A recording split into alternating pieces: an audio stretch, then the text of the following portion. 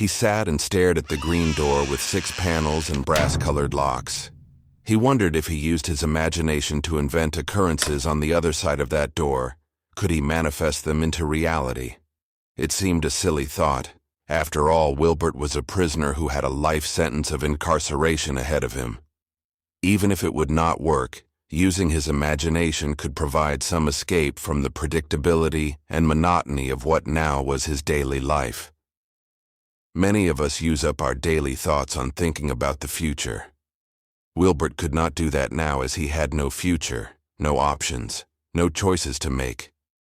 Even a simple choice of what to eat, he did not have as he had to accept what was given to him. Wilbert could use his daily thoughts to think of the past, but that would be unpleasant and preferably avoidable, as he could not recall any happy memories or pleasant thoughts about his past.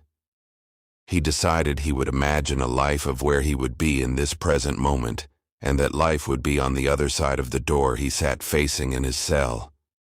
He liked the idea that he could choose what to think about. That meant he did have a choice. Dare he even say it? But did it mean he even had a little freedom?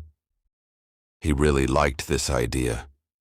He wondered why he had chosen for so long to think unpleasant thoughts, going back over his past or frustrated thoughts about how he had no future, when he had the choice of what to think about.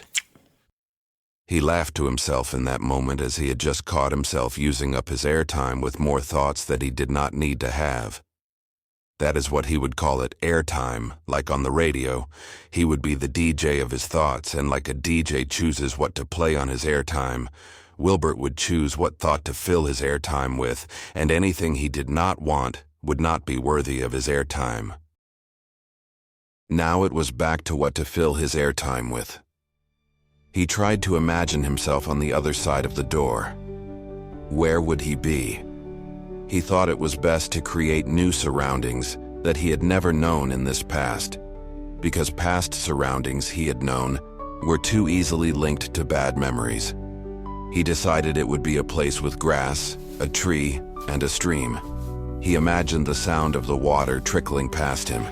The tree's branches would sway slightly in the breeze, with the odd foliage dropping to the ground that surrounded him.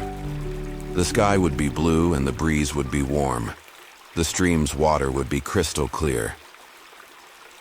The bell rang, and Wilbert's thoughts were interrupted abruptly. He decided he would continue this when he got back to his cell later.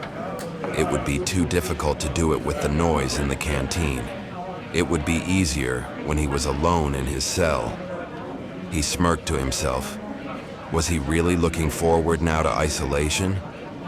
It did, after all, give him some space to focus, with no distraction, and some freedom of how to choose to use his airtime. That night when he dreamt, he saw that he was sitting right there beside the tree and the stream that he had imagined earlier. It was so peaceful as he sat there, and time did not seem to exist. There was no conscious decision to not think of the past or the future. He was just there in the moment, and although it was a dream, there was a realization that the moment he was in was the only true form of the present, and time as we know it did not actually exist. Wilbert looked to the tree in front of him, and as the tree branches swayed, he realized he was not alone. Who is there? A response seemed to flow through his thoughts, but from exactly where he did not know. I am your entity. The person who is there in the jail cell is just one of your personalities, living out one of your entity's many lives. You spend your time in the cell using your 5 senses as you know them, outer senses, shall we call them. It is really your inner senses that you need to focus on. That is where you will find all the answers. Wilbert turned in his bed and opened his eyes. He felt refreshed, like he had slept for many hours. He sat up and jotted down quickly the message from the dream, in fear that he would forget it. He did not know how, but he knew that somehow this information would be very important for him. He sat up in a crossed leg pose on his bed. He shut his eyes again and began to breathe slowly, and let his thoughts follow his breath. He propped a pillow behind his head and leaned back on it, focusing for a moment on how nice that felt against his neck and head, almost like someone was hugging him softly. In his mind's eye, he saw the green grass, the stream, the tree, and himself sitting there. He watched the tree branches sway. As he focused deeply on the branches, he sensed a presence exuding outwards from the leaves. I am interested in what you told me last night. The presence chuckled. It was not last night. Time is only linear to your outer senses. With your inner senses, it does not exist. Oh, can you tell me more about my inner senses? Your inner senses are connecting you to me now. You can use your inner senses to examine what beliefs you have. This is important because your beliefs are driving your thoughts and emotions. If you have a belief, whether it is accurate or not, your thought and emotion will be in line with that belief, basically forming your reality around that belief. I can give you an example. The prison gives you a feeling of powerlessness, which then leads to emotions of resentment because of it. Your thoughts are about how you have no power, for example, no power to make your own decisions.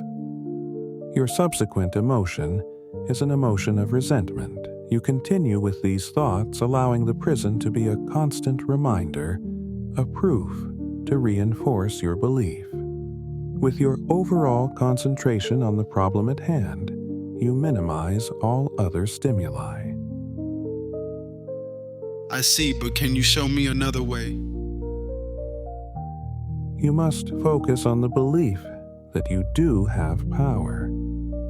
Take your overall concentration away from the prison and your lack of power and search for other stimuli showing you that you do have power, which will then be proof to reinforce your new belief. Your faith should be placed in your ability to do this, not in the prison's ability to show you the opposite. You must be aware of your own ability and believe that you are worthy of it. If I do all of this and I do it very well, can I actually manifest a physical outcome in my world? Yes, is the answer to that question.